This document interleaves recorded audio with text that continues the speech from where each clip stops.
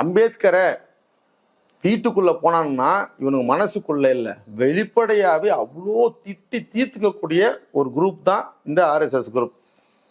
அரசியல் சாசனம் வரும்பொழுது ஆர்எஸ்எஸ் அதிகாரப்பூர்வ நாளேடு ஆர்கனைசர் அந்த நாளேடு என்ன சொல்லுது, இந்திய அரசியல் சாசனத்தை நாங்கள் ஏற்க மாட்டோம் அறிவிச்சானுங்களே.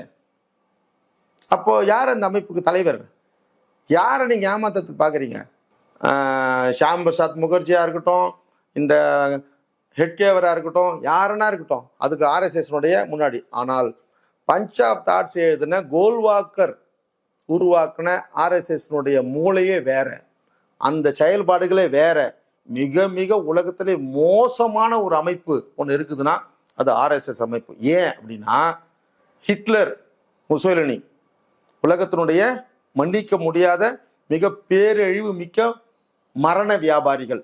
அந்த மரண வியாபாரிகளுக்கு இணையா அவனுங்களை போய் நேரா பார்த்து உங்களுடைய கொள்கைகளை கொடுங்க அப்படின்னு போய் வாங்கின்னு வந்தவன் இந்த கோல்வாக்கரும் டாக்டர் முன்ஷியும். இந்த டாக்டர் முன்ஷி தான் ஒட்டுமொத்த இந்தியாவில் இருக்கக்கூடிய தாழ்த்தப்பட்ட மக்களை எல்லாரையுமே ஒரே ஒரு சூழ்ச்சி இந்துக்கள் ஆக்கணுங்க. ஆமாம் தோழர், நீங்க கணக்கெடுக்க எடுத்து பாருங்க, மக்கள் தொகை கணக்கெடுப்பு 1891 இருந்து யாருமே பட்டியலின மக்கள் இந்துக்குள்ளே வரமாட்டான்.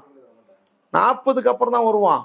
அது எப்படி வருவானா, இந்தியா பாகிஸ்தான் பிரிவினை வரும்போது இந்தியாவுக்கு பெரும்பான்மையான நிலப்பரப்பு வேணும், எங்க மக்கள் தொகை இவ்வளவு இருக்கிறாங்கன்னு காமிக்கிறதுக்காக மட்டுமே இந்து பெரும்பான்மைக்காக ஒரே ஒரு சுழி பழங்குடிகளையும் உள்ள சேர்த்துக்கிட்டாங்க, பட்டியல் எல்லாரையுமே ஒட்டு மொத்தமா சேர்த்துக்கலாம்.